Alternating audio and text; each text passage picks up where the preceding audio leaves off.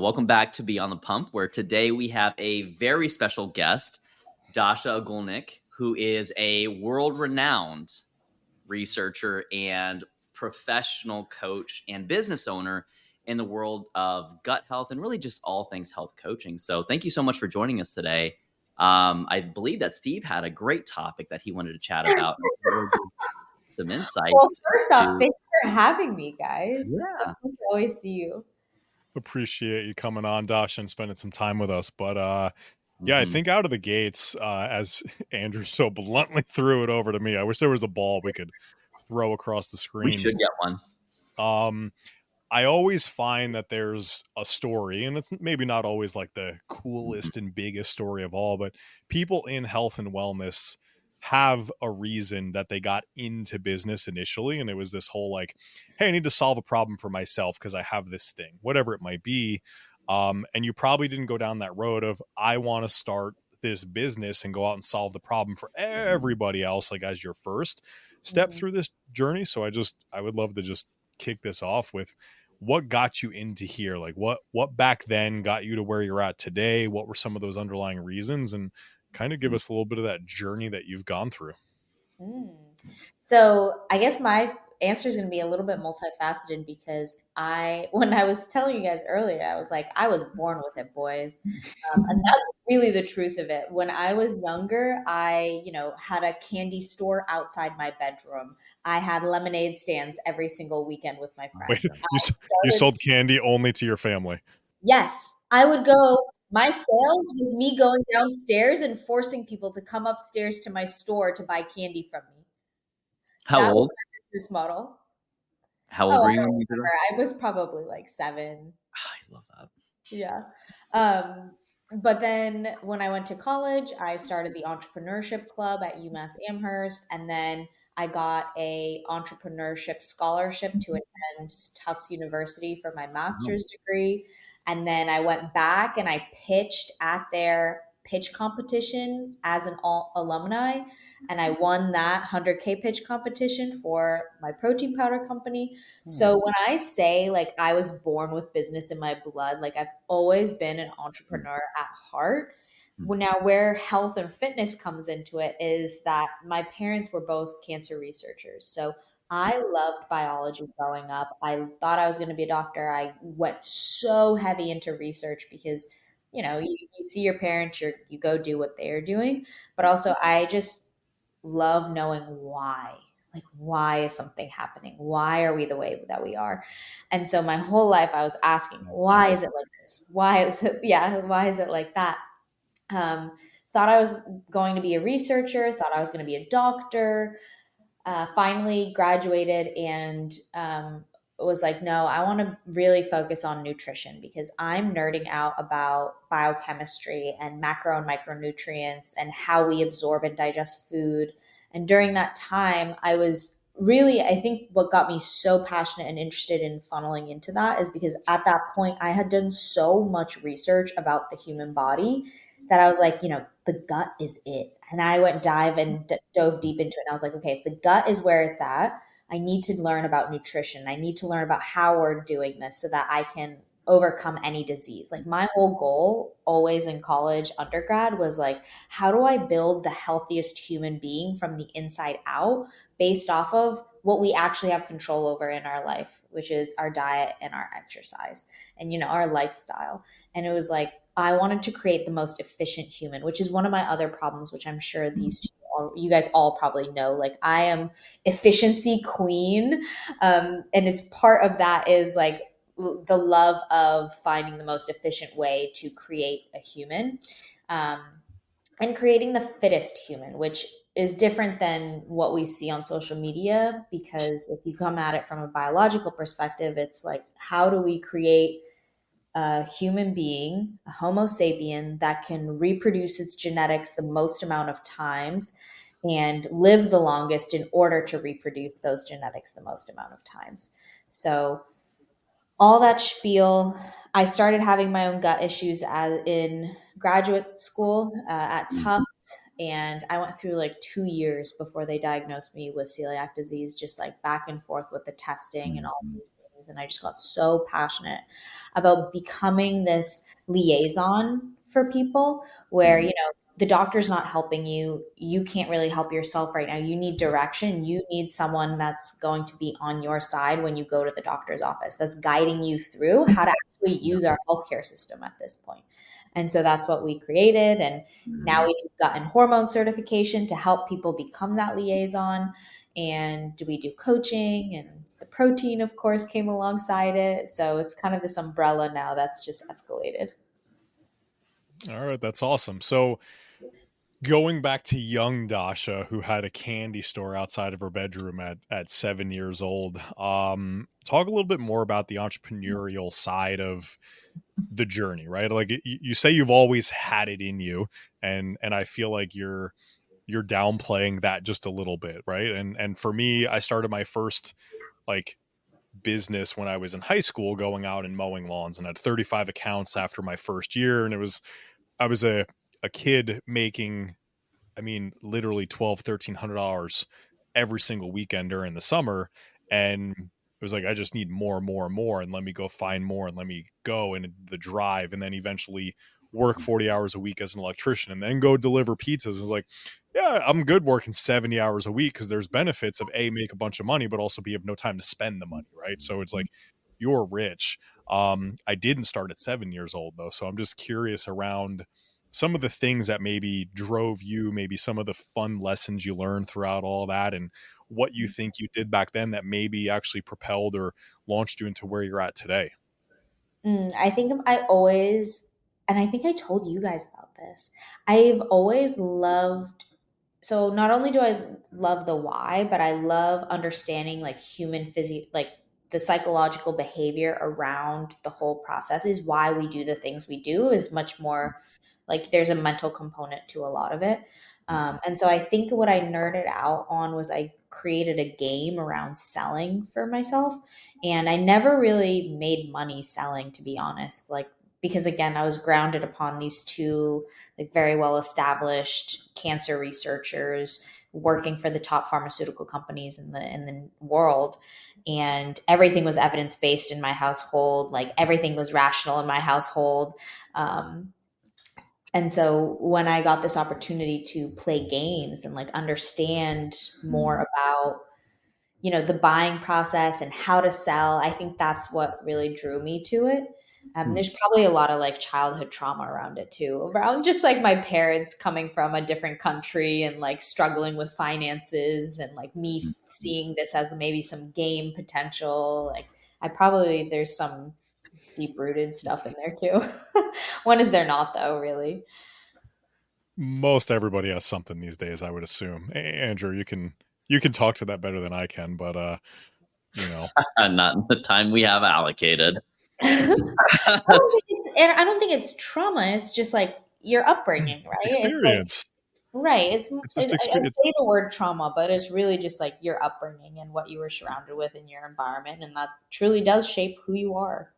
I mean, Mhm. I feel like, and Andrew will yell at me at this one.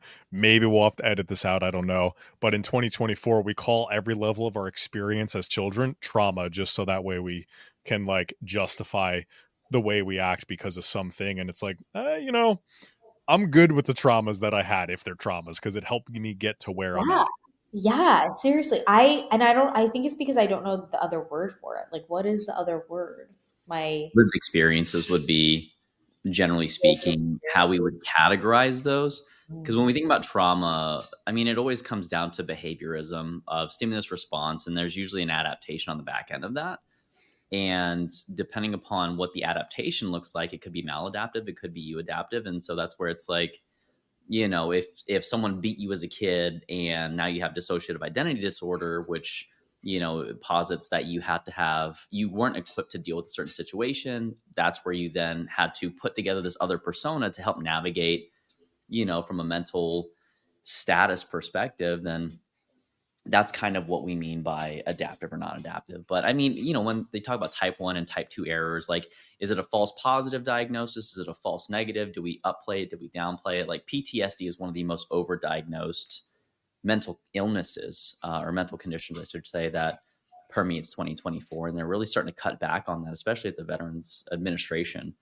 So, to categorize everything as trauma, lowercase t trauma, which is a long-term chronic, like mild dosage, that's always just in the background, more environmental usually, versus capital T trauma, which is acute, usually like a car accident, something very, very pronounced, some kind of domestic incident. That's kind of how we try to categorize those things. But if there's something maladaptive that came from it that doesn't serve you and it causes a certain amount of clinical distress, that's kind of how we would delineate whether it's actually trauma or whether it's just something that you're having to deal with or navigate on a subclinical level. So just some insights onto trauma that wasn't part of this episode. So fascinating, though. I take it back. I don't have trauma. I have a life experience. I do not self-diagnose myself with anything, and will refer out to the appropriate professional for such. I WebMD everything. I have a lump. I have a lab lump on my lat that I probably should go get checked out at some point. But and I think that there's just so much to dive into when it comes to what prompts people to go down the entrepreneurial route versus what prompts them to go down the corporate safety route. Some people really do appreciate the freedom and the uncapped earnings, and some people like the idea of showing up, punching out 9 to 5, and it's pretty refreshing to hear that you have, and Steve, a thread of this going way back to beyond what people would probably have assumed. Most people start thinking about professional development, because I did a grass cutting business. I had one account and I fucking hated that shit. You couldn't get me to do another one out there in the Georgia heat and fucking 100 degrees at the age of like 11 to cut Mr. Nelson's lawn right next door. And man, I fucked it up. It was terrible. I like cutting X's into this guy's lawn. Like, it wasn't it. One lawn, that's a lot of work and effort to go cut one lawn. But when you put a similar amount of work and effort to go cut 30, plus you're hanging out with at the time like your best friend and everything, you go and you amortize that and whatnot. All of a sudden, like, you're buying your own bagel sandwiches with your Snapple on Saturday morning, hanging out, sitting on the curb, waiting for the 8 a.m. You can start your lawnmowers to go off. There's something fun about that. Does Snapple still exist? Yep, it does. Probably. They're just Brandon not in would know most about that. Yeah, they're not in the glass bottles anymore. I remember the Ooh, first downgrade. It's not Snapple if it's not in the glass. It's you gotta get. I thought the whole point was the snap at the top. I saw a do bottle. They still do the like the fact or whatever inside the cap? I have no idea. I saw the bottle and I was just like, it looks like, it kind of looked like Arizona iced tea, but yeah, they're two different things. I don't know. Yeah. That was part of the thing. Yeah, it was sad. It was sad.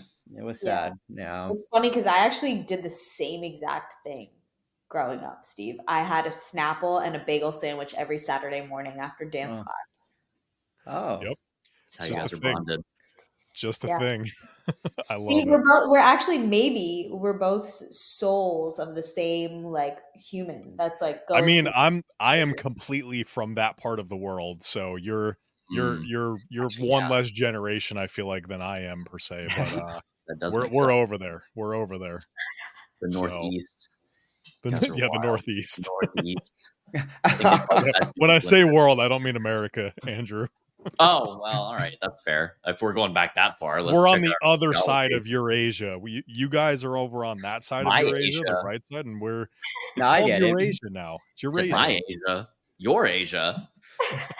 You people. All right. Anyways. I'm Asian. I am not Asian. I mean, don't claim that. Don't claim that. We'll edit this out. Like, I guess to kind of bridge your experience as an entrepreneur, and like, you have a very storied background in academia, very accomplished, and obviously that's helped inform a lot of your recent entrepreneurial endeavors. I think that there's a common saying that research is me search. Can you maybe expound upon how your own clinical condition around, celiac has now informed and kind of helped shape your professional perspective as it relates to being a health advocate? Yeah. So that actually started way before my celiac. And so when I got to college, I think what really truly started it was I was a dancer for 12 years of my life. And when I got to college, I lost that. I lost the ability to dance. I was so driven, committed. Dasha, you're going to get your PhD. You're going to do all these things. I was like, great, I don't have time for these extracurriculars. And so I picked up bodybuilding.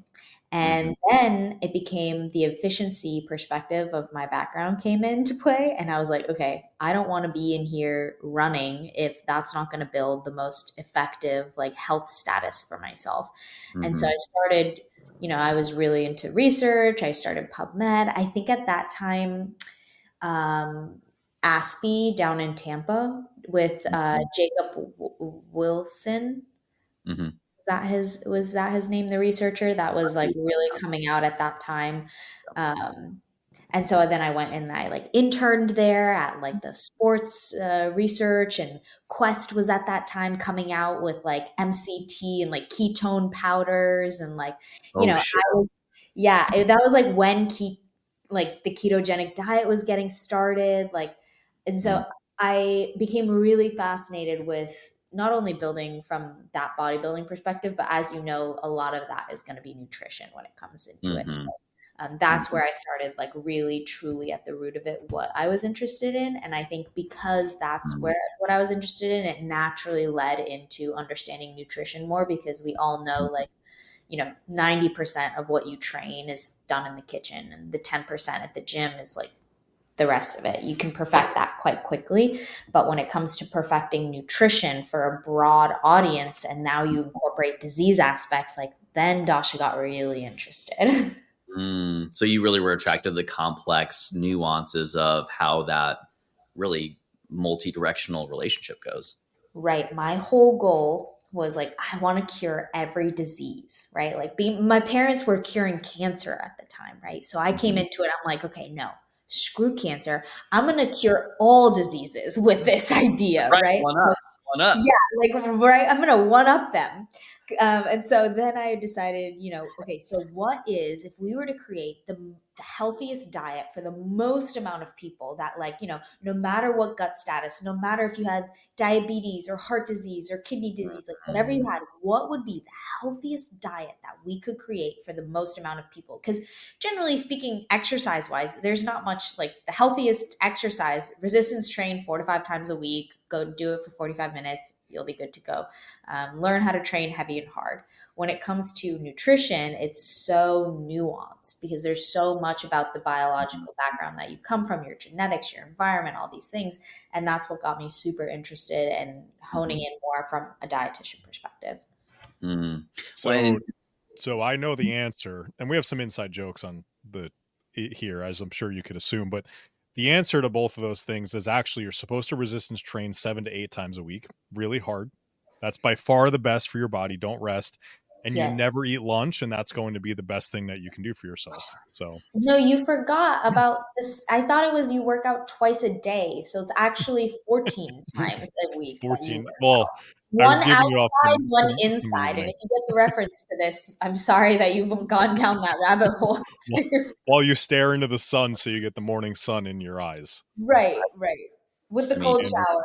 Right after you exercise, because I hear that it's actually catabolic at that point. I mean, there's a 150 soft program that's emerging that seems like it's going to be good. But you both forgot the most quintessential element of that, is that water is a crutch. And in fact, the less water you drink, the less you will weigh. And if you drink so little water, eventually you don't worry about your weight at all. Yeah. Eventually. I can get on that. I can get on board with that. Because you take a dirt nap. Okay. Sorry, Andrew. I threw you off on your mind where you were going there. You were in the flow, writing your notes, so you knew what to say, and I had to derail. They make no logical progression. It's literally just like scribbles all over the place. I'm actually just drawing dinosaurs. No, but and I think that all this tongue in cheek aside, there is a lot of conflicting information out there around what should I be doing, what should I not be doing, and without injecting a lot of the nuances of how people's lifestyles and their financial situations and their support systems, those obviously add a third dimension that we really can't go into much depth. But perhaps you could share like the 5 to 10 tactical things that consumers in 2024 should be aware of that would actually be meaningful for them to pay attention to as it relates to their own journeys. drink water, walk around, whatever Okay, that is for you. this is like a big question because in order to respond to it best, I need to understand what you are asking when it comes to consumers. So, are you talking about consumers as in like packaged goods, or are you thinking like consumers as in like we're buying off the shelves, or are you saying just like, hey, as a human being in this For generation, what do I For need? me as a people in the health client, industry. like I'm busy doing my thing. I go work out often and I think I eat well and I do all the things. What are the best 5 to 10 things that I should be doing on a daily basis or weekly or whatever frequency that is relevant in order to start to achieve that optimal health, that ideal thing from a, not that I just look good, but rather I'm actually healthy and I'm fending off those diseases to the best of my ability. Oh, awesome. So at Corporate Form, we preach the 5 speed pillars. So when you think about any sort of disease, dysfunction, it's all rooted at some sort of inflammation, whether that be a genetic change, genetic predisposition, something triggers that genetic change to happen, or you were born with it and you started with it, right? And that's what's causing that inflammation. At the end of the day, inflammation in general is a bad thing if you cannot recover from it. So, when we think about stress and inflammation, what are the 5 things in our day to day lives that cause our bodies stress that we might not actually realize? And those 5 things, we use the speed pillars. So, S stands for sleep, P is going to be personal stress, E is going to be environmental stress, the second E is exercise, and the last one is D, diet. And I'm happy to go into each one of those a little bit deeper if it's helpful, but that's what we preach at Corporate Form because if you can take those 5 pillars and now you can optimize those 5 things, that's how I think I posted last week. I was at like a mastermind from like 6 a.m. to 8 p.m. every day, and my recovery was like 9 out of 10 every single day. And it's like, okay, what did I do to actually be able to handle that stress and that tolerance when you're like talking and so active and you're up and all the things. How do we know when, obviously you have the 5 pillars, the Mhm. speed acronym framework, which is phenomenal. How do people know when to leverage that and how to apply it? I guess is really the assessment criteria that we're just trying to understand. And I would throw in too, like, what is an example that somebody can do without maybe having the diagnosis or so to speak, of here's the overarching thing, but like an easy one. Hey, you should get enough sleep every night, right? Like we know that on average, general people are not getting enough sleep. So what does that look like? So what are some examples to kind of lumping that in with what Andrew had said? Yeah. Okay, great. So this is how we can apply it. So first and foremost, if you're listening, what I want you to do is I want you to write out and jot out all the symptoms that you're currently experiencing. Acne, brain fog, fatigue, jitteriness, Andrew, other things from your energy drinks. I'm just trying to get some palpitation. Whatever it is that you're feeling, I want you to write it out, all your symptoms, okay? And now I want you to go and you go through all of those 5 speed pillars. Again, they are sleep, personal stress, and to put it in, and let me elaborate a little bit deeper onto that. So you want 7 to 9 hours of sleep. You're going to want personal stress. Think about, speaking of PTSD, think about an army veteran or a war veteran when they see fireworks versus someone who's just enjoying it with their family. That person who's enjoying it with their family is going to experience a very much more blissful rendition of fireworks at July 4th versus the veteran who might get triggered that, hey, this sounds like a bomb, and his body feels like, it's experiencing stress even though environmentally, like, there's nothing that's keeping him unsafe, but his body, his personal stress, right, how he's perceiving his environment is what's causing him a lot of stress. So when we take that extreme example and we can apply it to your personal life, that's including like work, relationship, kids, like all these things are self-perceived stress because those things will always be there, but how we react to our environment, that's what we have full control over. And so that's that second pillar of personal stress. It's how we are talking to ourselves every single day. So sleep 7 to 9 hours. how we're talking to ourselves, then our environment. We're thinking, like you said, we are mainly water. So we're almost 80% water, and we breathe more than we eat, which means that we need to be thinking more about, the air that we're breathing. California forest fires is a great example of that. How much toxins are you breathing in? So setting up a HEPA filter in your home, setting up a reverse osmosis system for your water, all of those things are really important to your environment, right? And you can loop in things like mold, plastics, like all these things are toxins in our environment that we may need to avoid. Other things like allergies still trigger inflammation for certain individuals and can also be looped in as environment, right? Because those people have histamine reactions, maybe need to take medications on a daily basis as a result of, their environment. Now, that fourth one is exercise. We talked about too much and too little exercise jokingly, but both of those things can be stressors on the system. Not doing enough and doing too much. Same thing with diet, whether it's what we eat or how much we eat. How much we eat, like bulking and cutting, both will affect your gut and will affect the stress that your body is under. And we think about what are you exactly eating, that also can obviously, McDonald's versus Whole Foods, right? And so there's different components to it, but those 5 things, right? So now we think about, okay, if those are what's optimal, what's the elephant in the room? Out of those 5 pillars, what's the elephant in the room for myself? So I'll ask you guys, what is that for you all this week? Stress. Personal stress? So for me, Or environmental, because remember there's 2. Speed. Any stress that can potentially be involved in my life is in my life, but I actually have, through my experiences, I flourish around stress. So I will create stress in my life so I can keep going, because that's where I'm going to thrive the most and go there. But because of that, I'm also on or under a constant state of stress. Like, he's holding back. He's oh, I don't hold back. I'm way more recovered the next day after I have a bunch of caffeine the day before, which isn't traditionally normal. When I'm trying to focus and do work, I have heavy metal music playing so that way I can actually focus on my work. And I go and I wake up in the morning, I'm like, well, I might as well work out even though today's a rest day, because why not work out more and get that like stress out of my body? So for me, it's always constant stress. 98% of the time it's completely self-inflicted because it's just who I am and what I do. Right. So okay, Brandon, what about you? It's sleep. It is sleep. Yeah. I just checked my I use Athletic, and it says I have a sleep depth, I think, of like 14 hours. I'd be dead, bro. Oh wow. Yeah, it has sleep debt, but that's actually I get part of that too is just trying to manage it as much as possible because of, I guess, my lifestyle, if that makes sense. Just because of typically weekends are later nights and you got to wake up early to go to the gym, so it's kind of like, I gotta get it all in, gotta fit it all in. But sleep for sure.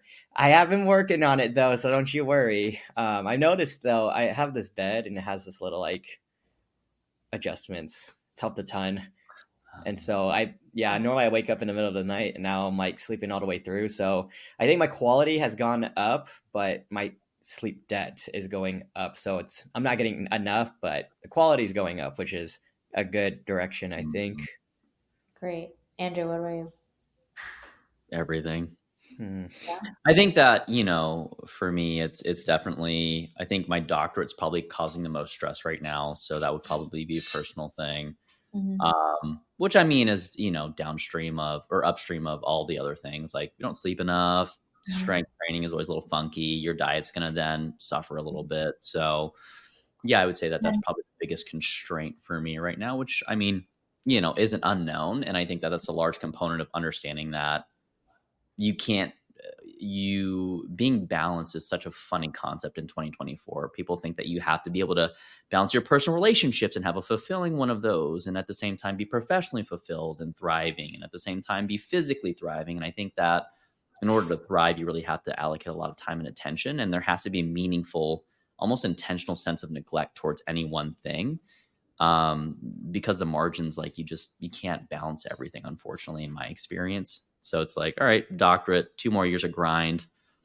Hopefully I don't develop any kind of crazy conditions along the way or have a complete Which, by the depression. way, totally can happen, and is Mhm. why most people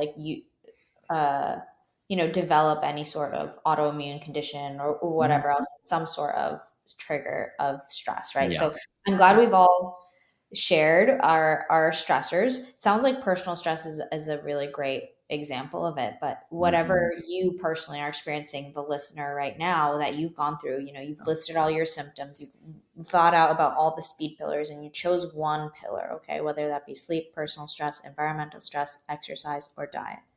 So we choose one of those pillars, and now we think of, and you can even ask ChatGPT this, you can ask, like, you can go to my Instagram. I have a bunch of just information around these topics. I have 50 plus ways to improve your health through these 5 pillars, 10 ways for each one. The whole point is, great, now I have a problem that I'm now aware of, right, to improve my health. Mine is personal stress. So I know that if Steve's like, okay, now if he's meditating maybe 5 minutes every single day, he knows that that's like the one thing that he needs to focus on that's going to give him the biggest ROI. And it doesn't have to be meditating, but it might be something like journaling for clarity. It might be something like walking, or something to reduce that stressor. And for you, Andrew, maybe it's something similar in that aspect. Brandon, for you, it's going to be something more like, making sure that you use something. What I like to teach is the 4-3-2-1 method, which is 4 hours before bed, you unplug from work. 3 hours before bed, you stop eating. 2 hours before bed, you stop drinking. 1 hour before bed, you stop looking at flashing lights or, electronics. Flashing lights. Yeah. And for Brandon, maybe He's a that's DJ. actually. Now Shut that I down say your it disco out loud. parties, Brandon. He is a DJ. Yeah. So those would be just like mechanisms where it's like, okay, if I were to do one thing, remember I'm talking about you're talking to the person who cares about the most efficiency. If I can do one thing for my health this week, that's how you work backwards around it.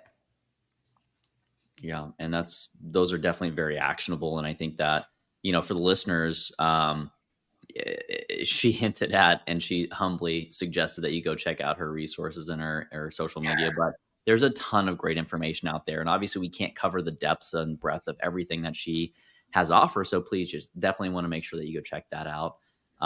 If you have I any was not trying to plug, because y'all, I said ChatGPT first, but I do also understand that sometimes ChatGPT, for someone like me, actually, like I get a little overwhelmed by ChatGPT. I'm not because the comfort isn't there yet. And I also think, like, great, it's going to spew out 10 things, and then you can just keep asking it for 10 more things. And then you can keep defining it, for yourself. So whatever that looks like for you, go after it. Go get healthy. Go get healthy. Amazing. I mean, are there any other lingering thoughts or any other questions as we start to brush up against time here? We've had your attention for about an hour now, and you've been so generous with sharing your expertise. Any closing thoughts from anyone? Any closing questions? I have a question. Yeah. Play dumb question asker, like I said, because I am the least qualified person to answer all of your nutrition questions, so to speak. Although skipping lunch is the best way to best diet, right, Andrew? We do need t-shirts for that, just because it's a thing. And Andrew rarely eats lunch, so he actually shows me that is the best thing to do, also, as he's shaking his head over there. So Dasha, gut health, kind of thinking about that as a whole, and for me, so last year, again, you'll be surprised, I stressed my body out, did a bunch of Spartan races, backpacking, all these pieces and whatnot, fared pretty well. I think I even started, I started consuming some baking soda, which completely rips apart your stomach, all of these pieces. And coming out of that, I actually had like a rash just randomly, like a contact dermatitis almost pop up, right? So I was like, all right, gut health, all this stuff.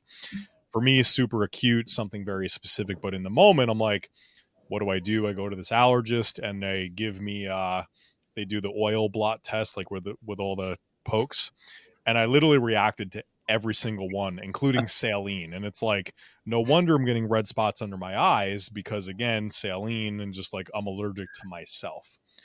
Has since resolved, but in that moment, it was go take Allegra just every single day. That was the thing that I was told to do. For somebody who, maybe they're not at that point where they want to go get tested and they want to go down that road, but they're experiencing something that they might say, hey, I'm always bloated. I'm not regular. I don't feel well. I think I eat well. I'm not sure what's going on. What are maybe 2 or 3 things that somebody could, or maybe everybody should do even, to help promote positive gut health, or just make sure that things are going as well as they possibly can on that side before they start to take other actions, even that they can do on their own? Mm-hmm. So, when we think about the basics of good gut health, we want to focus on fiber intake in general. And if you seriously think that there's something, maybe a little bit deeper, the easiest and fastest way that I would recommend is one, get a stool test, not from your doctor, but just grab a GI map. I'm happy to order one for you if you need one. You just go to my bio, click on the shop link, and you can order it yourself. Like, I don't even have to be involved. But I would get a stool test if that's of concern with you, because I think a lot of people too, they need motivation in order to take action. And so, in order to be motivated enough to eat healthy, eat right, like seeing something is wrong may be motivating for you. So you can start there. I always recommend also getting blood work twice a year. So we also have, again, you can go to my link in bio and just order your own basic blood work, hormone panels, whatever you need.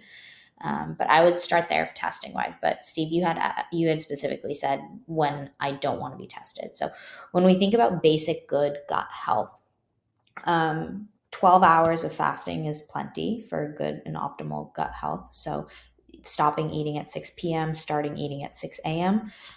When we think about fiber intake, you want to be consuming around 14 grams per 1,000 calories that you're consuming. So for majority of America, that's 28 to 35 grams of fiber a day. A mix of soluble and insoluble is going to happen naturally through the foods that we eat, but as much as you can focus on soluble fibers, the easier they are to digest. Insoluble fibers is more like the roughage. You think about like celery straw, like the strings in it, that's going to be more of like the insoluble fibers and can add more constipation to people just because it's like roughage, right? It's like stuck. It's not digestible, and it's not necessarily binding and pulling in water like that soluble fiber is going to be doing.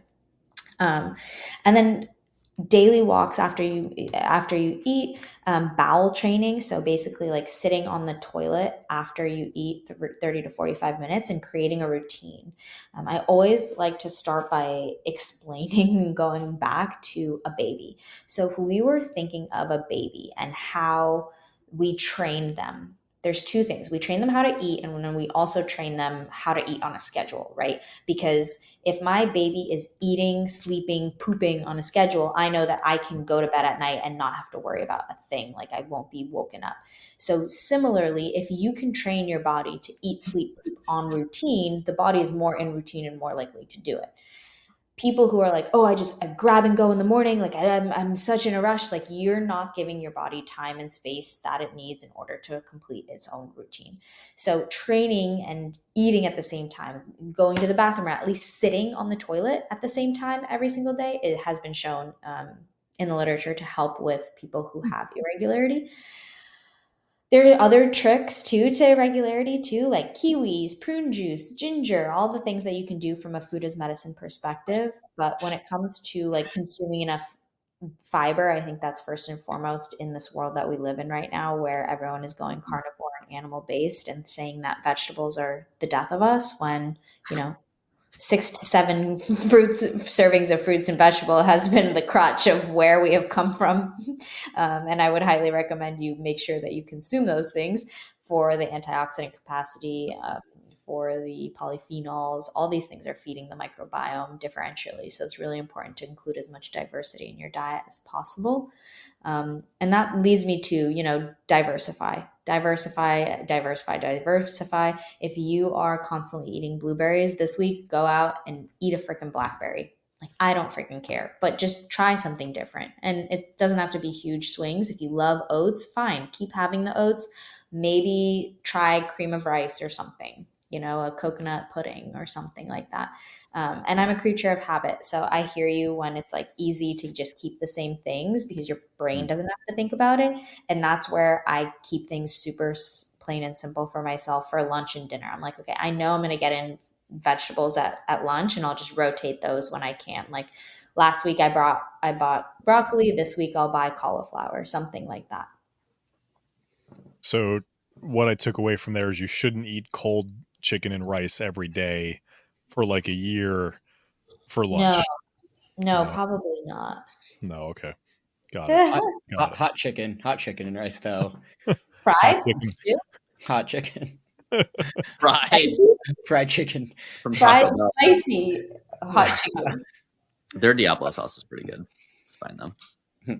Fried spicy hot chicken is pretty delicious. I'm just gonna say. Sounds like acid reflux just waiting to happen. Yeah, that both ends. It sounds like adding more stress to yourself, so you just feel better. So. Oh, I see what you're doing there. Mm-hmm. Some of that pee. But as we wrap up here, I mean, anything that you'd like to share with the audience, any way that you want them to get in contact with you if they do have more questions, anything you'd like to plug as we wrap up here and, say thank you for your time. Well, first off, thank you guys for having me. Thank you guys for listening. If you want any free education, we have so many free PDFs. I talk all about fiber, probiotics, lower belly pouch, constipation, all these things, all on my Instagram channel. How to improve your energy naturally, how the gut and skin is connected. And there's so many free resources on my Instagram channel. It's just at Dasha Fitness. If you need anything, holler at me in the DMs. I'm in there every single day. I'll send you a voice note. I'll help you as much as I can. We're all in this together in this healthcare system that we live in. And so whatever I can do to get you living a little bit healthier is my goal in life. There we go. So you heard it here first from gut health specialist, pro researcher, entrepreneur, and just general great human being, Dasha. So thank you again so much for being here. Guys, if you can, again, we'd greatly appreciate it if you could rate, like, subscribe, and share this with someone that you think would really benefit. Because, I mean, obviously gut health is just so crucial for everybody to really master as we're going through a crazy time where you don't know if food's good for you. You don't know what people are telling you from a social media perspective. So definitely share this with someone that could use more clarity around that stuff. Until next time.